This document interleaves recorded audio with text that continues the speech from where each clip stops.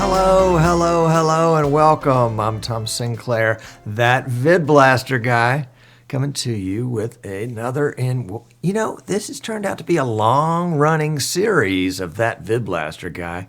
We're now in year 4. We just started year 4. I think today is the anniversary, our 3-year anniversary of shows. I think we started on July 12th, something like that, 2012.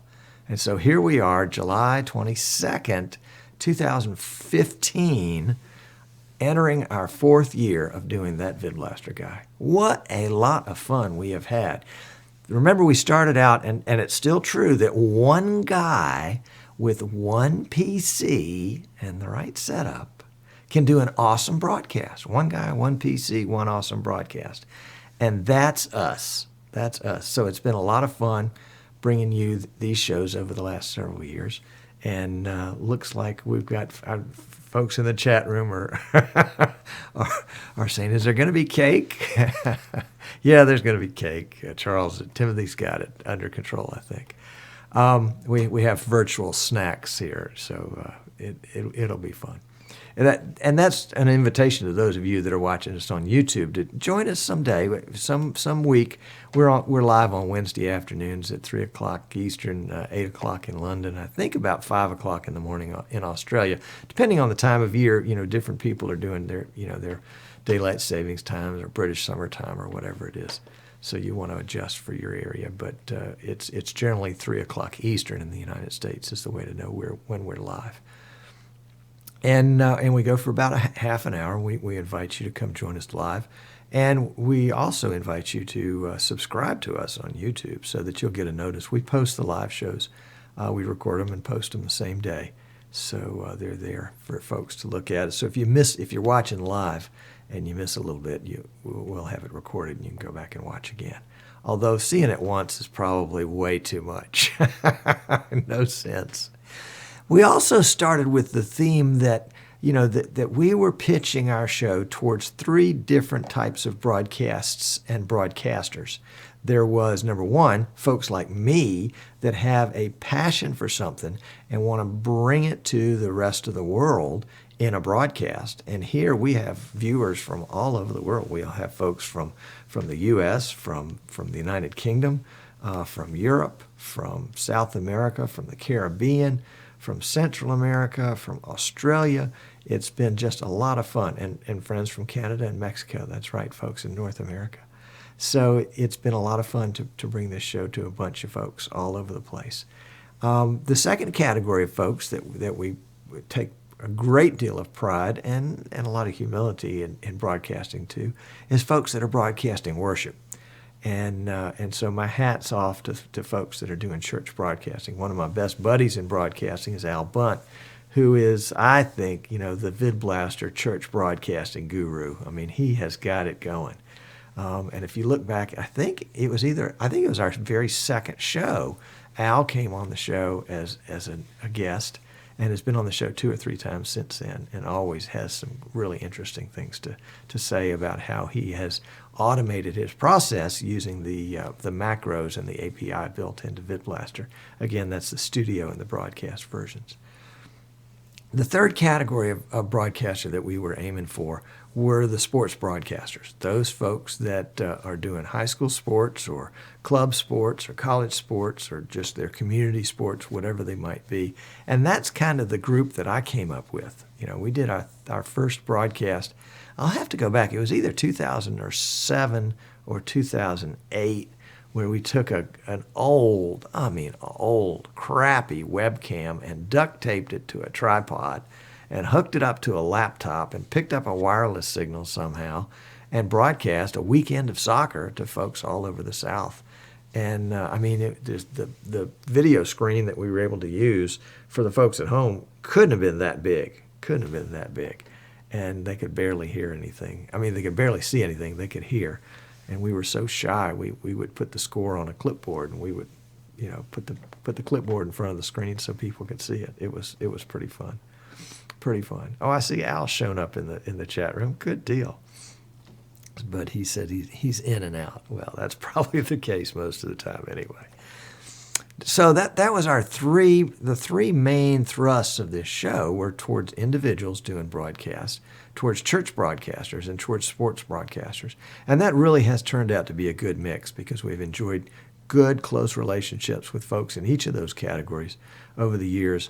And, folks that I enjoy chatting with, even if we're just chatting. It doesn't have to be anything about broadcasting, but the folks that have become good friends. And so it's been a lot of fun to do that. And no, I'm not about to announce my retirement. Although you never know. So one guy, one PC, one awesome broadcast. VidBlaster, I think, was probably in version 2.27 or something like that when we started. And today it's up to version 4.09. So we've gone through version 2, version 3, and now we're in version 4. And version 4 is definitely the best of the mix. Again, it's still a beta, so there's still some things being worked out. But I think VidBlaster is close to being the best it's ever been. A couple little bugs right now that are kind of keeping it from being wonderful. One of the bugs is not a big deal. It's an activation bug, so the software doesn't activate like it's supposed to. Something's got muddled up in there somewhere. So I'm sure Mike will get that figured out. And the other is between version 6 and version 7, somehow some frame rates in the camera module got dropped off. So if you have Blackmagic cards, Intensity Pros or Quads, you may want to, and you're up to 4.06, you probably want to stay with 4.06 for the moment, because you won't be able to broadcast in 4.07, 4.08, or 4.09. Because the 29.97 frame rate and the 59.94 frame rates are not present. Mike is aware of that and acknowledged that that's going to be fixed in version 4.10, which is going to be coming out. Could be any minute. You never know about this stuff. Could be any minute, could be any day, could be any week. We don't know, but we know that he's already said he's fixed it. It's just a matter he's got some other bugs he's working on, like that activation bug he wants to get straightened out.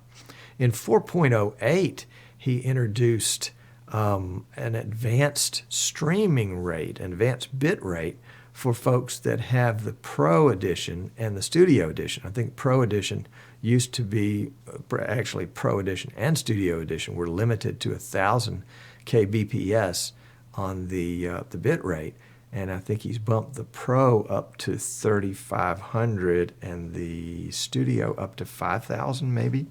I'd have to double check. So that's a big bonus for folks that are really moving into high definition. VidBlaster is probably more qualified for HD now than ever before. Using that FFmpeg encoding engine kind of behind the scenes in VidBlaster has really made a lot of difference.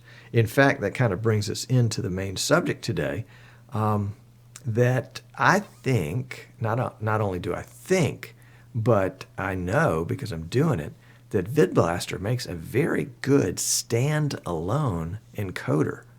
So if you are doing just a one-camera shoot and you need a encoder and you're thinking about Flash Media Live Encoder, which is free, well, of course, it is free.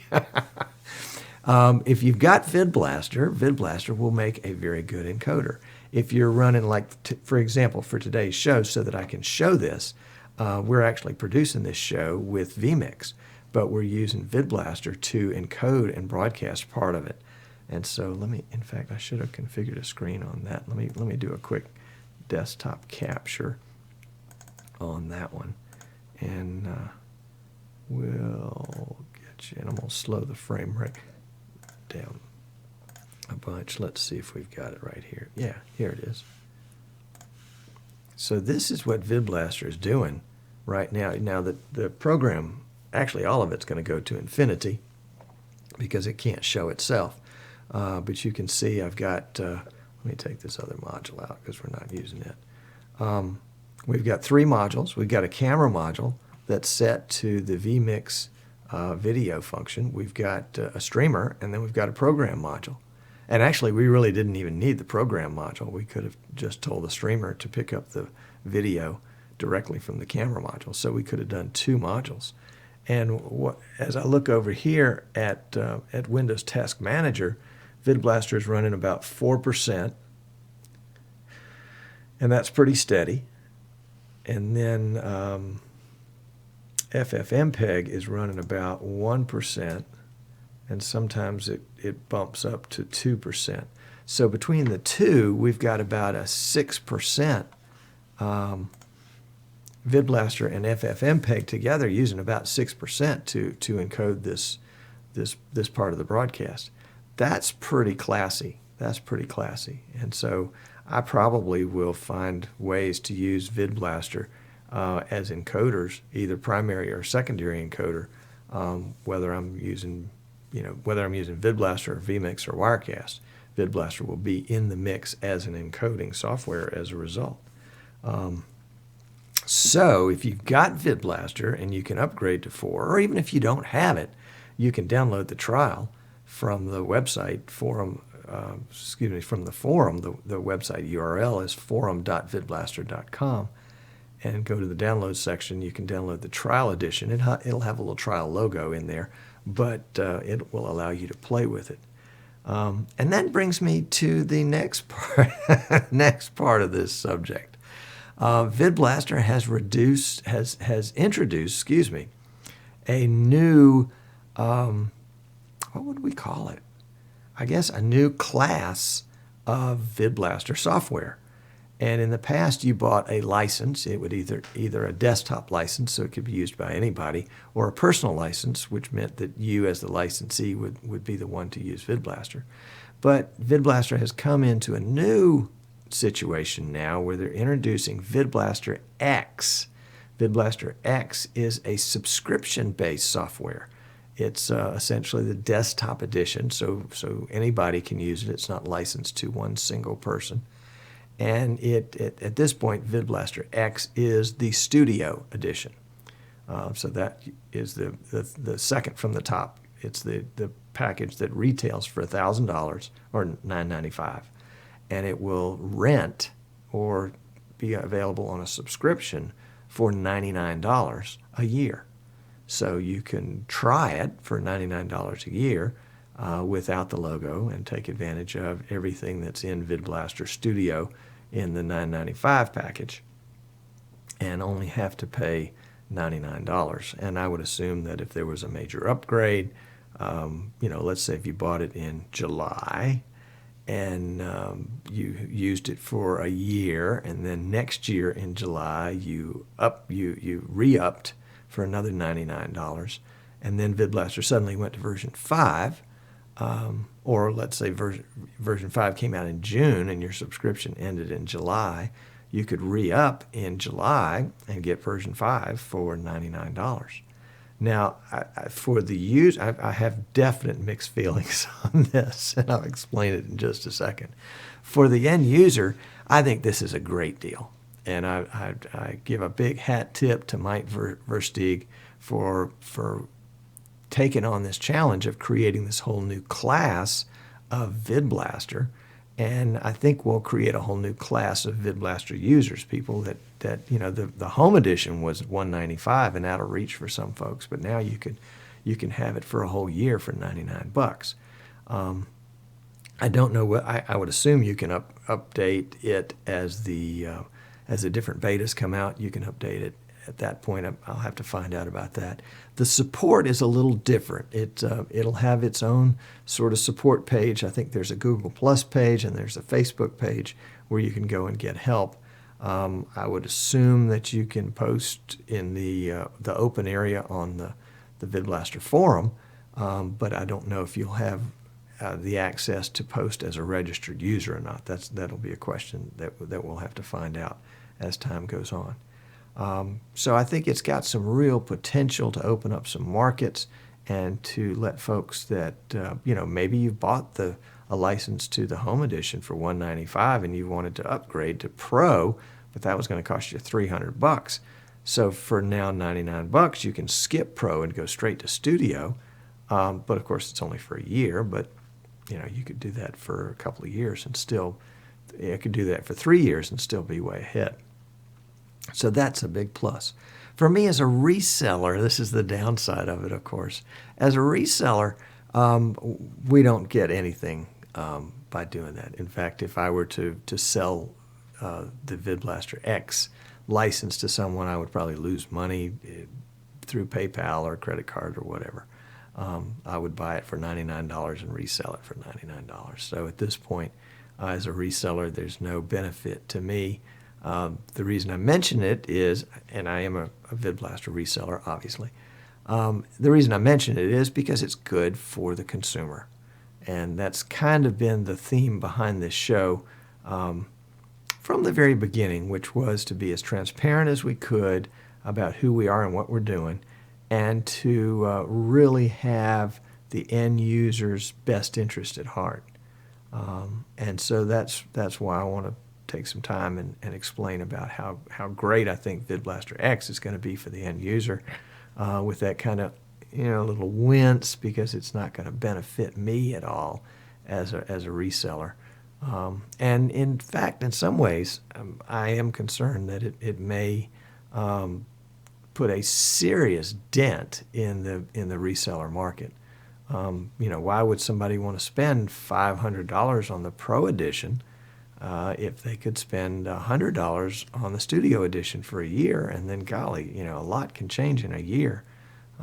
Maybe you decide you don't want to do this anymore. You're not obligated to continue. I guess if you spent $500, you wouldn't be obligated to continue, but you would have an investment. And typically the regular licenses of VidBlaster, both the desktop license and the personal license, are not resellable. So you can't, it would be like having a driver's license. You can't sell your driver's license to somebody else. It doesn't work that way. So I think for the consumer, this is going to be a great deal. For folks like me that are resellers, it may put us out of the VidBlaster reseller market, except for folks that may need more personal help on long-range projects. To have a reseller involved, somebody that knows the software inside and out, can be of great value. But for the rest of the folks, I mean, if I were just getting into it right now, I'd get VidBlaster X and get whatever help I could from the Facebook page and from the Google Plus page, and try to get it figured out and see how good it was. And I've only gambled $99. But that's the way the cookie crumbles. It was a good run while it lasted, and hopefully, I do hope. Mike had asked my opinion a while back, and I gave him some thoughts early on, but that was before I knew that resellers weren't going to have a percentage. So I think I probably will draft an email note to him and say, is there a way you would reconsider on a bulk purchase or something like that? And if that's the case, I'll be sure and let you guys know, because I would offer the personal support with that, even though it's only a $99 package. So that's the story on that. We'll have to see how that pans out as the future rolls around. Let's see. Have we run through all of our material faster than the time allowed? Oh my goodness! If anybody in the chat's got questions, please feel free to pop in at this point, other than Charles's question about, of course, will there be cake at the intermission? The answer is yes. Timothy has got the cake, and Boris says they want to eat it too. So you just never ever know. Today, I mentioned this in pre-show, and so since I've got a few minutes, I'll mention it. Today, I don't know if you're a regular viewer, you may notice that my color today is a little different, and that's because we swapped out some cameras. Typically, we have been using the Canon Vixia HF R200 or something like that. Maybe it was the R20 that I picked up off eBay because I needed a third camera. And the colors were just a tad washed out on that.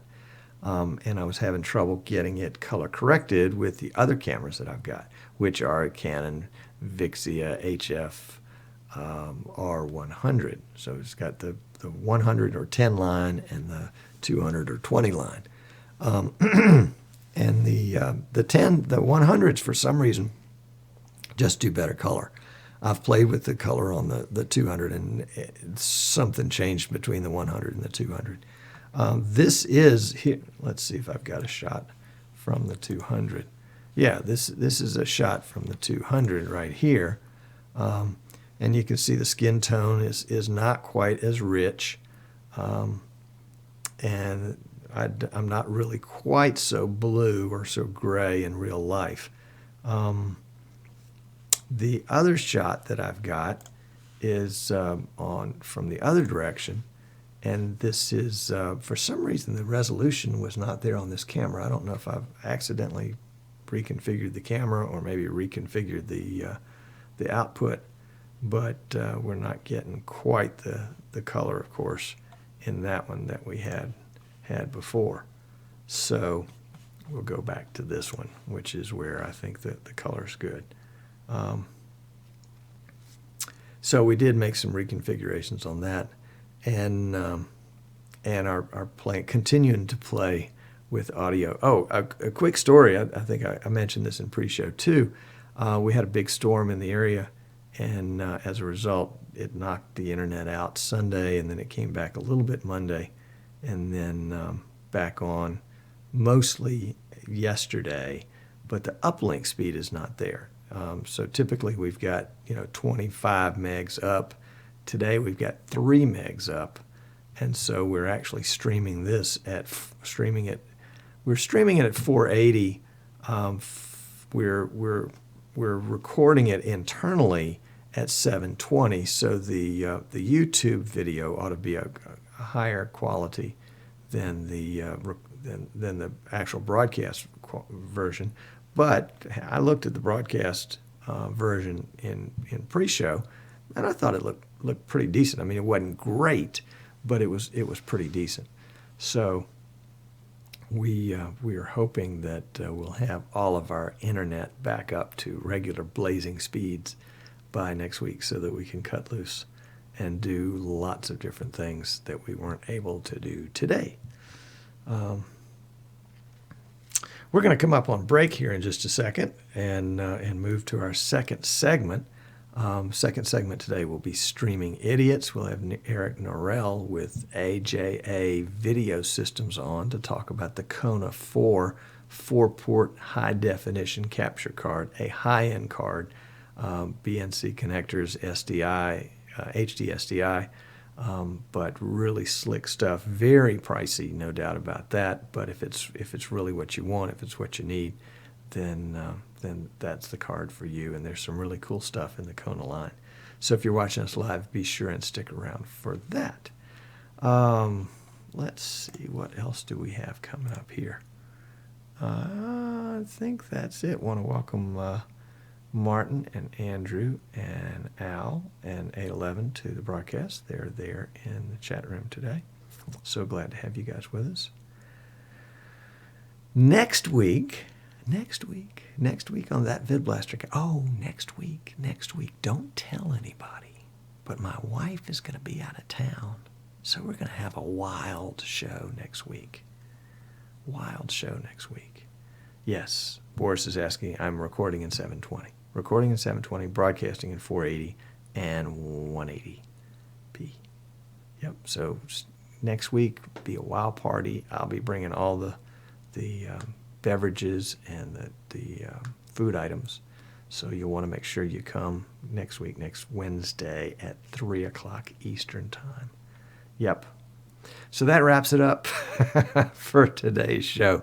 It's been a treat to come with you live. And don't forget, if you're watching us on YouTube, go ahead and subscribe. And that way you'll get a little notice whenever we post a new video. And we post the VidBlaster Guy show and the Streaming Idiot shows on YouTube. So you'll get notices about those. And if it annoys you, then you won't have to subscribe any longer. Charles is asking in the chat room, will there be dancing girls next week? That's a possibility. It's a strong possibility that well, let's put it this way. They'll probably be dancing because I tend to dance around questions like that pretty well. Anyway, we're getting silly here. So it's time to cut out. But hey, thanks for tuning in, and look forward to seeing you again next time on That VidBlaster Guy.